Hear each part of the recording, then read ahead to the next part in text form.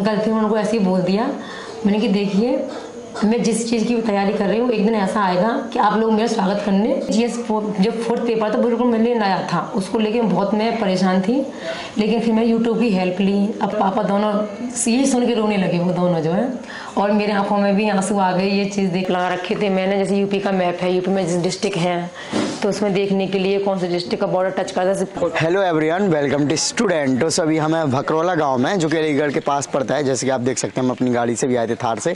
तो यहाँ पर जो है डीएसपी रैंक पर सिलेक्ट हुई है कुंजलता मैम, जो कि एक छोटे से गांव में रहकर तैयारी करते थे। तो आप देख सकते हैं कि हम उनके गांव में आए हैं इसलिए कि आप देख सकें कि एक्चुअल में तैयारी करने के लिए दिल्ली जैसे शहर ही जाना ज़रूरी नहीं है। बेसिक ज़रूरतें यहाँ पर फुलफिल हो ही जाती हैं गाँव में तो आजकल, और ऑनलाइन प्लेटफॉर्म के माध्यम से ऑलमोस्ट सारी चीज़ें अवेलेबल हो जाती हैं। तो यहाँ पर रहकर भी तैयारी की जा सकती है, जो कि कुंजलता मैम ने साबित किया है और डीएसपी बनी है। हालांकि उनको थोड़ा सा तैयारी में ज़्यादा टाइम लग गया, उनका 5 अटैम्प्ट के बाद ये सिलेक्शन हुआ है। तो आज हम मैम से उनकी जर्नी जानेंगे, उन्होंने कैसे तैयारी करी, ओवरऑल उनका एक्सपीरियंस जानेंगे कि कैसा रहा। So do subscribe our channel स्टूडेंटो, like share. Okay, so finally हम उनके घर पर आ चुके हैं। देख सकते हैं आप यहाँ पर कुछ सब बहुत सारे लोग आ रखे हैं उनसे मिलने के लिए, मैम से मिलने के लिए, और हम भी आए हैं। और ये अंकल आंटी, नमस्ते अंकल जी।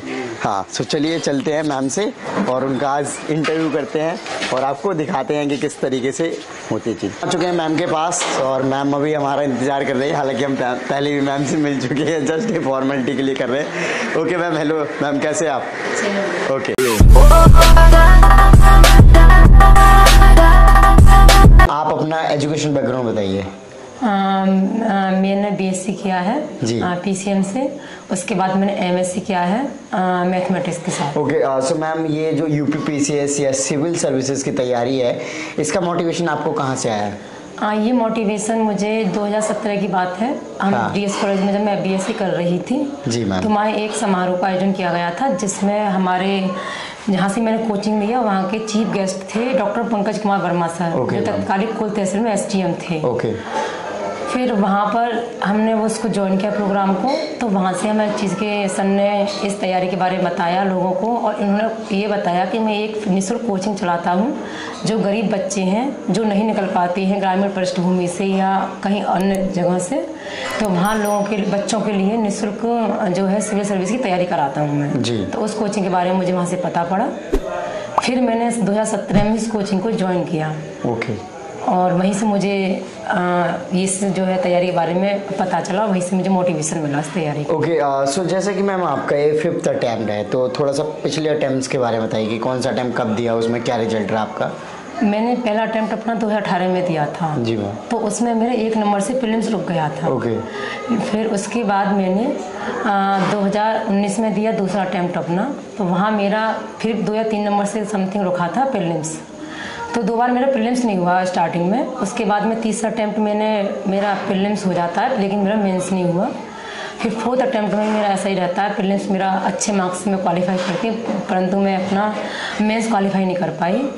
और 2022 से मेरा प्री भी मेरा क्वालिफाई हुआ, मेंस भी हुआ, और फाइनली मेरा जो है इंटरव्यू भी हुआ और मुझे डिप्टी एसपी के पद पर 55 रैंक के साथ मेरा सिलेक्शन हुआ। ये मेरा स्टडी रूम है और यहाँ पे मेरी टेबल है, यहाँ पर मैं पढ़ती हूँ, और यहाँ मेरी बुक्स हैं जिसमें मेरी नोट्स हैं, जो मैं नोट्स बनाई थी अपने, और ये मेरी बुक्स है इस ऑप्शन के लिए, ये मैंने फॉलो की थी।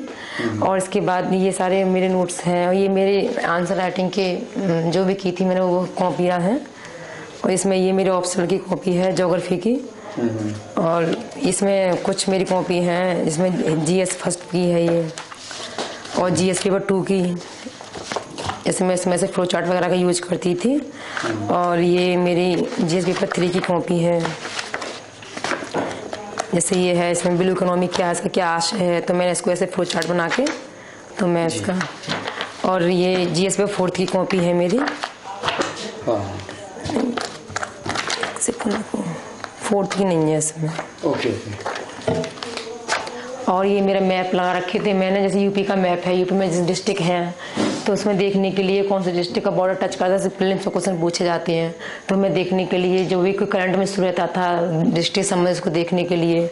और ये मैंने इसका इंडिया का मैप लगा रखा था, जिसमें कोई भी मुझे देखना हो, डिस्ट्रिक्ट वगैरह जो भी कोई भी करंट में कोई चीज़ हाईलाइट हो देखने के लिए, ऐसे मैंने वर्ल्ड स्टिकर लगा रखा था। जैसे कोई भी ऐसे यूक्रेन और रूस में चल रहा है वार इस टाइम, तो हम देख सकते हैं कि यूक्रेन कहाँ पर है और कैसे उसको कौन से बॉर्डर टच करते हैं वहाँ पे, तो इसके लिए मैंने लगा रखा था ये। सो मैम आपका मीडियम और ऑप्शनल अभी आपने क्या रखा था? मेरा मीडियम हिंदी था और मेरा ऑप्शनल ज्योग्राफी था। ओके, सो मैम जैसे तैयारी जब आपने स्टार्टिंग करी तो आप बीएससी बैकग्राउंड से थे, साइंस सब्जेक्ट पढ़ते थे नॉर्मली, और अगर यूपीपीसीएस में स्पेसिफिकली अगर हम देखें स्पेसिफिक तो ज़्यादातर आर्ट्स बैकग्राउंड के सब्जेक्ट्स हैं या फिर जीएस के ज़्यादा सब्जेक्ट्स हैं? हाँ, मेरे साथ भी यही समस्या थी, लेकिन जहाँ मैंने कोचिंग ज्वाइन की थी तो सर ने हमें जीरो से ही, जैसे मुझे कुछ नहीं पता था इस तैयारी के बारे में कि यूपीपीसीएस होता क्या, यूपीएससी क्या होता, उसमें कुछ नॉलेज नहीं थी। लेकिन मैंने जीरो से ही सर ने हमें गाइड किया अच्छे से, और वहीं पर सर ने हमारे लिए पूरा कैसे हमको तैयारी स्टार्ट करनी है, सिलेबस के बारे में बताया पूरा, और वहीं मुझे सिलेबस के बारे में पता पड़ा, और वहीं पर सर ने हमें पूरी बुक लिस्ट बताई और आगे जो भी इसका सिलेबस होता है और ऑप्शनल के बारे में क्या रखना चाहिए। और सर ने हमें ज्योग्राफी ऑप्शन रखवाया था, क्योंकि हमारे जो सर थे पंकज सर, उनका ऑप्शनल ज्योग्राफी था। तो सर ने हमें प्रॉपर गाइड किया, पढ़ाया पूरा ऑप्शनल के बारे में हमें, और उसके बाद जितनी बुक लिस्ट वगैरह थी वो हमने खरीद के फिर हमने अपनी तैयारी स्टार्ट किया।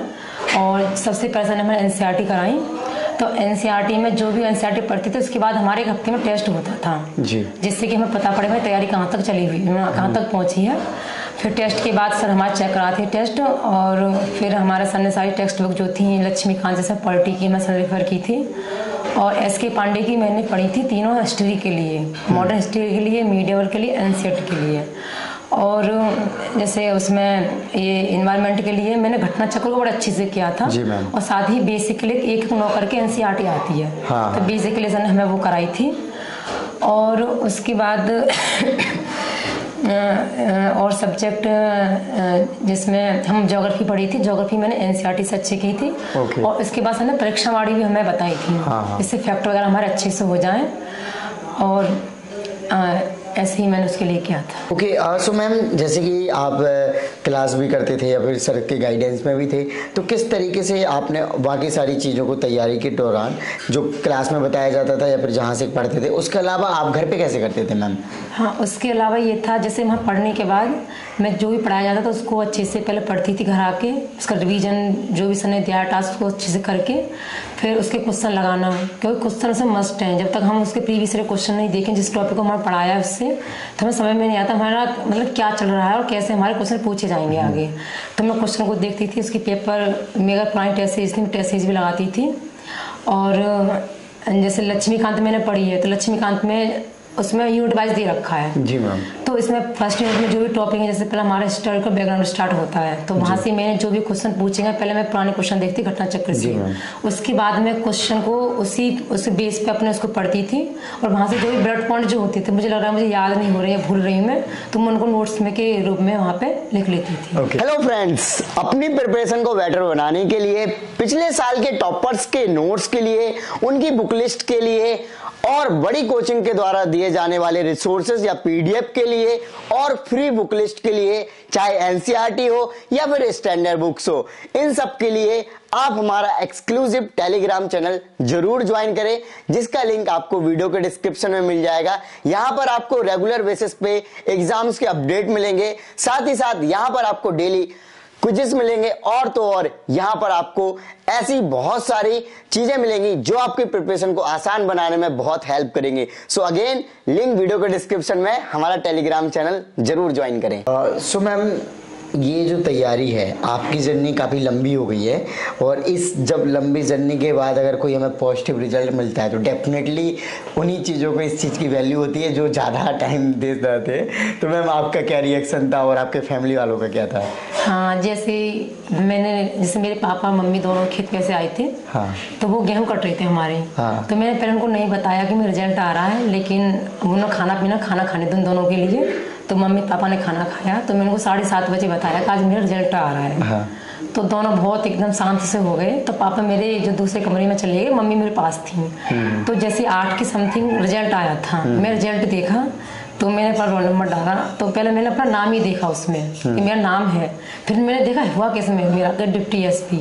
फिर मैं रैंक देखा कि हुआ कौन सी रैंक है मेरी, कि 55। तो मैंने जैसे बोला मेरे पापा मैं डिप्टी एसपी बन गई। तो मेरे पापा निकल के आए एकदम, फिर पापा बहुत भावुक से हो गए और सब लोग मम्मी और पापा दोनों यही सुन के रोने लगे, वो दोनों जो है, और मेरे आंखों में भी आंसू आ गए ये चीज़ देख के। फिर मैंने सबसे पहले इस जैसे रिजल्ट आया तो मैंने मम्मी पापा को बताने के बाद मैंने पंकज सर हैं जो मेरे गुरुजी हैं, मैं उनको कॉल किया सर को कि सर वो, मैंने कहा सर नमस्ते, कि नमस्ते बेटा, मैंने कहा सर रिजल्ट आ गया। तो सर बोले क्या हुआ बेटा, फिर मैंने सर डिप्टी एसपी के लिए मेरा हो गया। सर बहुत खुश हुए, बेटा आपने बहुत कमाल कर दिया बेटा। तो ऐसा सब लोग बहुत खुश है, एकदम घर में बहुत अच्छा सा माहौल हो गया। Right ma'am. सो मैम आपको 5 अटेम्प्ट लगा है, तो क्या कमियां या फिर क्या गलतियां नज़र आई आपको जो कि आपने बाद में इनको इम्प्रूव किया और सुधारा? जैसे मेरा फर्स्ट अटेम्प्ट था, मेरे प्रीलिम्स ना होने का कारण ये था कि रिवीजन की कहीं ना कहीं कमी थी, और प्रीवियस ईयर के क्वेश्चन मुझे लगता है कि मैंने वो अच्छे से नहीं किए थे, क्योंकि वहाँ मेरे क्वेश्चन प्रीवियस ईयर के क्वेश्चन थे वो बहुत गलत हुए थे। जैसे कि एक क्वेश्चन था कि पेरिस समझौता कब हुआ था, ये मुझे उसकी डेट तक याद नहीं थी वहाँ पर। बहुत बेसिक क्वेश्चन था वो, और मेरे 1 नंबर से रुका था। मुझे लगता था कि अगर मैं यही सही कर देती तो मेरा क्वालिफाई हो जाता, लेकिन वो नहीं हो पाया। तो मुझे लगता है कि मेरे प्रीवियस ईयर क्वेश्चन नहीं करना, रिविजन अच्छे से नहीं करना, वो मेरा उसका वो कारण रहा था पहला अटेम्प्ट। दूसरे अटेम्प्ट में भी मेरी साथ यही समस्या रही थी कि मैं चीज़ों को अच्छे से रिवीजन नहीं कर पा रही थी। लेकिन थर्ड अटेम्प्ट को कोविड-19 का समय था, कोविड आ गया था। उस दौरान मैंने घर पे ही रह के बिल्कुल बंद होके अच्छे से जितना मुझे समय मिला उस दौरान मैंने खूब अच्छे से रिवीजन किया। और मैं लक्ष्मीकांत की कम से कम 2-3 बार बुक की रीडिंग की, और घटना चक्र है स्पेशली उनको मैंने इतना अच्छे से पढ़ा जितनी बार मैं रिवीजन किया उनका। उसके फिर मैंने घटना चक्र से भी नोट्स बना लिए, जिससे कि मैं जो क्वेश्चन भूल रही हूँ तो उनको मैं अच्छे से लास्ट टाइम पर रिवीजन कर सकूँ। और उसके बाद उसी दौरान जितने भी मेरी बेसिक बुक थी मैंने उनको बहुत रिवीजन किया बार बार। और उस दौरान मेरा फिर का सिलेक्शन भी हुआ, मेरा प्रीलिम्स क्वालिफाई भी हुआ। लेकिन मेंस मेरा ना होने का रीज़न ये था उस दौरान, क्योंकि जब मेरा ये था कि 81 के समथिंग क्वेश्चन बन रहे थे मेरे, तो मुझे लगा कि मेरा प्रीलिम्स क्वालिफाई नहीं होगा, क्योंकि अभी तक इतना कम कट ऑफ नहीं गया है। Right ma'am. हाँ, तो लेकिन मैंने उस पर मेंस पे ध्यान नहीं दिया बिल्कुल, मैं प्रीलिम्स से दोबारा लग गई। लेकिन रात को रिजल्ट आ गया, रात को नहीं देखा मैंने, और मैंने वो सुबह को रिजल्ट देखा। तो जब देखा मेरे लिस्ट में नाम था तो मैं एकदम शॉक्ड हो गई। रिजल्ट उसमें नाम था, और उसके लिए मेंस में मेरे लिए समय बहुत कम मिला था। 1 महीना 27 दिन के समथिंग समय था। उस दौरान मुझे एक जीएस पेपर 4th होता है, वो मुझे बिल्कुल नॉलेज नहीं थी उसके बारे में। क्योंकि जीएस तो ये होता है कि हम पढ़ते रहते हैं, तो हम उनको रहता है कि भाई हमने हिस्ट्री पढ़ी तो हिस्ट्री में हमें ये पता है हमें क्या क्या आना है इसमें, तो वो एक हमें नॉलेज रहती है उसके बारे में। लेकिन जीएस जो 4th पेपर था बिल्कुल मेरे लिए नया था, उसको लेके बहुत मैं परेशान थी। लेकिन फिर मैंने यूट्यूब की हेल्प ली, अपने सर की बात की मैंने सर से, सर ने मुझे हेल्प की, मेरे दोस्त हैं जो मेरे फ्रेंड हैं उन्होंने हेल्प की मुझे अच्छे से इसके लिए। तो मेरा फिर थोड़ा बहुत हो पाया, लेकिन मार्क्स बहुत कम रहे थे मेरे उसमें। 80 की समथिंग मार्क्स थे मेरे। मैम, जो आंसर राइटिंग है, तो आंसर राइटिंग जब आप करते थे तो किन चीज़ों का ध्यान रखते थे, या फिर कैसे आंसर राइटिंग अच्छी की जा सकती है? हाँ, आंसर राइटिंग के लिए ये था कि जो भी क्वेश्चन पूछा जा रहा था उसके पहले तो अच्छे से पढ़ के जो भी इसके कीवर्ड्स में क्या पूछा रहा है, डायमेंशन क्या हो सकती है इसकी, तो मैं इसको तोड़ के क्वेश्चन को फिर इंट्रो लिखती उसका। इंट्रो के बाद में उसमें मेंस जो हमारी मेन बॉडी होती है, तो उस मेन बॉडी में मैं जितना भी मैं फ्लो चार्ट बना सकती हूँ, और या उसमें कुछ नया कर सकती हूँ, तो वो मैंने करने की कोशिश की। और उसके बाद कंक्लूजन में कोई कीवर्ड्स डाल सकूँ मैं, तो मैं उसमें कीवर्ड्स डालने का कोशिश करती थी। जैसे ब्लू इकोनॉमी क्वेश्चन है, तो ब्लू इकोनॉमी क्वेश्चन पहले इंट्रो में लिखूंगी कि थोड़ा इसके बारे में बताई मैंने, फिर मेन बॉडी में लिखा इसका क्या लाभ हो सकते हैं और क्या हमारे इसका फिर इसके नुकसान क्या हो सकते हैं ब्लू इकोनॉमी का बढ़ावा दे रहे हैं, तो जैसे कि हमारी इकोसिस्टम है उस पर थोड़ा इम्पैक्ट पड़ता है नेगेटिव इसका। इसके बाद कंक्लूजन में मैं ऐसे डालती थी जैसे ब्लू इकोनॉमी है तो हम इससे बढ़ाएंगे तो जो है हमारा $5 ट्रिलियन की इकोनॉमी है उसको हम अचीव कर पाएंगे। साथ ही हम जो किसानों की जो आय है उसको दोगुना कर पाएंगे, क्योंकि ये हमारे एक इकोनॉमी जो है एग्रीकल्चर का पार्ट ही माना जाता है इसको। तो एथिक्स स्टार्टिंग में तो मेरा भी अच्छा नहीं था, क्योंकि मुझे इसके बारे में कुछ पता नहीं था। लेकिन पहले फिर मैंने क्या किया, इसका जो सिलेबस था उसको और अच्छे से स्टडी किया, तो उसके कीवर्ड्स थे, तो उस कीवर्ड से मैंने क्या किया, उसकी सभी सारी जो भी थी उसकी डेफिनेशन लिखी, उसके साथ ही मैंने 2 से 3 एग्जाम्पल लिखे। एक तो एक उनका होता जो आप इंडिविजुअल जो एग्जाम्पल होता है, एक आप मतलब पब्लिकली जो आप उसका जो एग्जाम्पल होते हैं, तो मैंने हम 2 या 3 एग्जाम्पल उनके लिखे थे। और उसके लिए मैंने उसके लेक्शन की बुक आती है, उस बुक से मैंने नोट्स बनाए। कुछ मैंने उसके लिए यूट्यूब की भी हेल्प ली थी और हमारे सर ने भी हमें गाइड किया था इसके लिए। और एससी के लिए ये था कि जो भी करंट के इशू होते थे तो मैं उन पे कुछ की जो पॉइंट होते हैं 10 या 15 पॉइंट जो भी हो सकते हैं मैं लिख लेती थी, फिर अपने शब्दों में उनको एससी के फॉर्म में लिखने की कोशिश करती थी। और साथ ही मैं दृष्टि की बुक ले रखी थी, उससे भी मैंने नोट्स उसके बनाए थे। कुछ जैसे हम देख लेते हैं प्राण जैसे, उसमें कुछ ऐसे हैं बहुत सारे, तो उनसे मैंने हेल्प ली थी। और साथ ही मैंने घटना चक्र से भी एक साथ बुक आती है उसकी, तो मैंने उससे भी हेल्प ली थी। मैम आपको इतनी जर्नी आपने जो तैयारी में दिया है इतना टाइम, तो आपको क्या लगता है कि हर सब्जेक्ट को कितना टाइम देना चाहिए एटलीस्ट, या फिर मैनेजमेंट कैसा होना चाहिए सारे सब्जेक्ट का?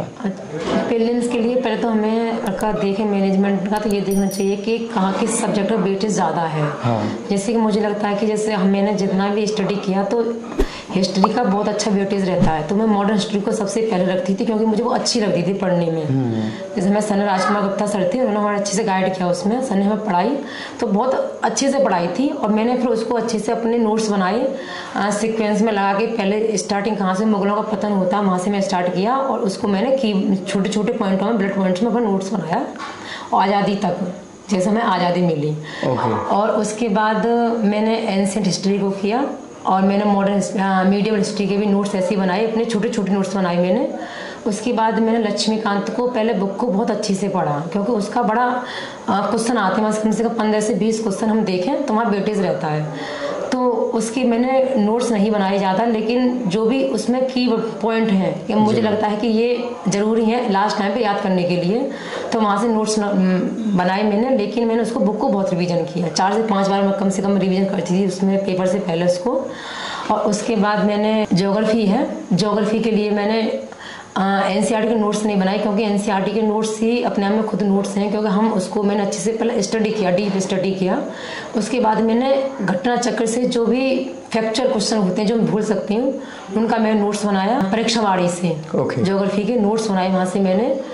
और उसके बाद इन्वायरमेंट होता है, इन्वायरमेंट का मुझे लगता है कि मेरा घटना चक्र से ही काम चल जाता था जी। बस मैंने बेसिक पढ़ा था 1-1-9 से, उसके बाद मेरा घटना चक्र से काम चलता था क्योंकि उसमें 15 से 20 क्वेश्चन अगर आ भी रहे हैं तो आपके 12-15 आए तो 12 आपको पुराने ही मिलेंगे वहाँ पे जी मैम। तो मुझे वहाँ से इन्वायरमेंट का मेरा हो गया था। और करंट के लिए मैं क्रॉनिकल पढ़ती थी और मैंने प्रतियोगिता दर्पण को भी फॉलो किया था।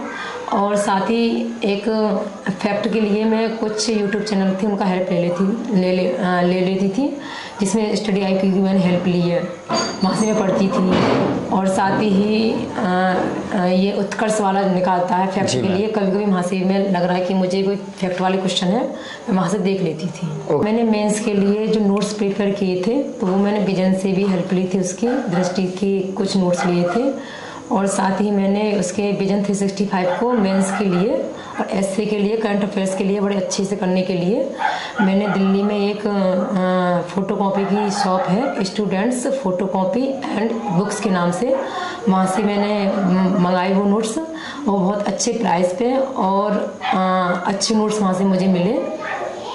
ओके मैम, सो टाइम टेबल आपका क्या रहता था पढ़ने का डेली मैम? हाँ, टाइम टेबल का ये था, कोई मेरा फिक्स नहीं था कि मुझे सुबह को उठ के इतने बजे ही पढ़ना है। हाँ। बस मुझे रहता था कि मेरा जो भी अपना टारगेट सेट किया वो मेरा कंप्लीट हो, तो उसके लिए मैं डेली का कम से कम 8 से 10 घंटा डेली रहता था, कभी कभी मेरा 12 घंटे भी होता था। तो मेरा जो भी टारगेट है वो मेरा जितना मैंने सेट किया है कम से कम मेरा वो 75% में कोशिश करती थी कंप्लीट हो, तो वो मैंने ऐसे फिक्स टाइम रखा था, लेकिन मैंने ऐसे ओके मैम, नॉर्मली दिल्ली में जो स्टूडेंट रहते हैं अगर उनको 3-4 साल लग जाता है तैयारी करते हुए, तो जब वो घर जाते हैं तो लोग बातें करते हैं तरह तरह की, और आप तो स्पेशली गर्ल्स हैं मैम, गर्ल्स के लिए एक अलग से चैलेंजेस हो जाते हैं कि हाँ शादी करना है जल्दी और उस तरीके की चीज़ें, तो मैम आपको क्या चीज़ें सुनने को मिलती थी जब आपका सिलेक्शन हुआ था? सुनने को यही था क्योंकि मैं गांव में रहती थी, गांव से मैं डेली आती और जाती थी और मेरा ये सफ़र बहुत लंबा हो गया, 5 साल हो गए कम लगभग मुझे। तो लोगों का रहता है तो क्या करती है, नौकरी कब लगेगी तेरी, क्या कहीं पढ़ाती है या क्या करती है वहाँ पे, तो मुझे लोगों का बड़ा रोक रोक के मुझसे लोग पूछते थे, लेकिन मैं शांत होकर चुपचाप निकल आती थी। मुझे लगता था कभी मेरा रिजल्ट इन लोगों को दिखाएगा। जी मैम। और अभी तो इसी साल जब मैं मेंस दे के आई थी, तो लोगों को क्या पता गांव में क्या करके आए, कैसे करके आए। तो मुझे कई लोगों ने मुझे रोक रोक के पूछा कि क्या कर रही है तू, हाँ कब नौकरी लगेगी तेरी। तो मैंने इस बार तो एक अंकल थे, उनको ऐसे ही बोल दिया, मैंने कि देखिए मैं जिस चीज़ की तैयारी कर रही हूँ, एक दिन ऐसा आएगा कि आप लोग मेरा स्वागत करने रोड पे ही पहुँचोगे। और देखो जो 8-7 तारीख को रिजल्ट आया और 8 तारीख को ऐसे ही हुआ कि सभी लोग मेरा गांव रोड है बाहर से मेरा स्वागत करने पहुंचे मेरे गांव के। तो मुझे लोगों ने मुझसे बहुत कहा, लेकिन कुछ लोग मेरे बहुत सपोर्टिव थे, जैसे कि मेरे गांव में है कुछ लोग जिन्होंने मुझे हमेशा सपोर्ट किया। मैं आ रही हूँ जा रही हूँ, उनको बड़ी उम्मीद थी मुझसे कि तू कुछ, ये लड़की कुछ ना कुछ करेगी। और सबसे बड़ा मेरे फैमिली का बहुत अच्छा सपोर्ट था और मैं आज यहाँ तक पहुँच पाई। Okay ma'am. सो मैम, अगर हम आपसे जानना चाहें जो प्रीवियस ईयर के क्वेश्चंस पेपर हैं, जैसे कि आपने पहले बताया मॉक टेस्ट है, ये कितने इंपॉर्टेंट रहते हैं? मुझे लगता है कि बहुत बड़ा रोल रहता है हमारे प्रीवियस ईयर क्वेश्चन का।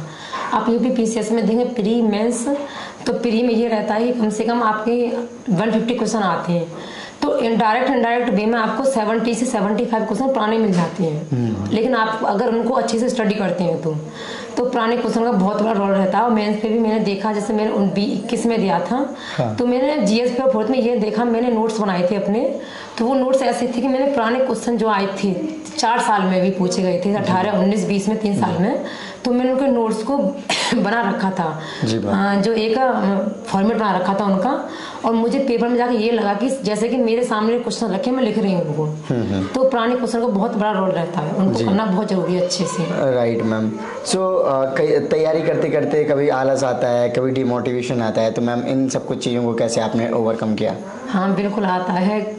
तैयारी करते तो कभी कभी ऐसा लगता है कि भाई अब मन नहीं कर रहा करने का। हाँ। लेकिन जब हम देखते हैं कि हम स्टार्ट क्यों किया और हमें ये सपना क्यों देखा और हमने हमारे सपने में किन किन लोगों का योगदान है, क्योंकि जब हम सपना देखते हैं वो हमारा खुद का ही सपना नहीं रहता। फिर जब हम एक साथ दे देते हैं तो वो सब लोगों का सपना बन जाता है, हमारे परिवार वालों का, हमारे जो रिश्तेदार होते हैं, हमारे गाँव वालों को पता पड़ गया तो वो एक सभी का सपना बन जाता है। तो अब ये रहता है हम नहीं करेंगे तो शायद हो सकता है कि फिर आगे आने वाले बच्चों को हम ये लोग हैं तो उनको हम क्या जवाब देंगे।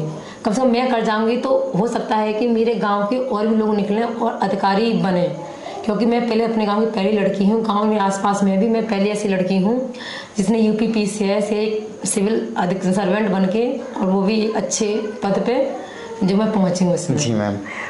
सो मैम, जैसे कि आपका रिवीजन का क्या प्रोसीजर रहा, अगर हम ये जानना चाहें मैम? रिवीजन में ये था, जो मैंने अपने नोट्स बनाए थे तो मैं उनको, जैसे हमारे टेस्ट सीरीज देने जाते थे हम कोचिंग, तो जो शेड्यूल रहता था उसके अकॉर्डिंग मैं रिवीजन करती थी कि जो भी टेस्ट है उससे पहले, जैसे मान लो पॉलिटी का टेस्ट है तो पहले अगर मुझे 3 दिन मिले हैं तो 3 दिन में तो पहले मैं ये करूंगी कि जो मैं नोट्स बनाए हैं मैं उनको रिवीजन करूंगी। हाँ। अगर मुझे लगा कभी 8 दिन में एक पेपर होता था तो मैं ऐसा करती थी, उसमें जो 8 दिन मुझे मिले हैं तो मैं लक्ष्मीकांत के जो मेन जो टॉपिक्स हैं या बुक्स चैप्टर हैं तो मैं उनको अच्छे से रिवीजन करती थी, बार बार उनको पढ़ती थी। तो वहाँ से मैंने ऐसे इसको रिवीजन किया। और जैसे मैंने इकोनॉमिक्स थी, मिस सिंह की बुक थी, थोड़ी मैंने उससे हेल्प ली और मैंने इसको यूट्यूब का बहुत हेल्प लिया। और हमारे कोचिंग में जो सर पढ़ाते थे राजवीर सर, उन्होंने इकोनॉमिक्स इतनी अच्छी पढ़ाई, उन्होंने पूरा बेसिक तक बहुत अच्छा कराया था सर ने हमें। तो बेसिक और पूरा एंड तक जो भी हमें समस्या होती थी हम सर से पूछ रहे थे, डिस्कस करते सर के साथ, और सर ने हमें इकोनॉमिक्स अच्छे से कराई।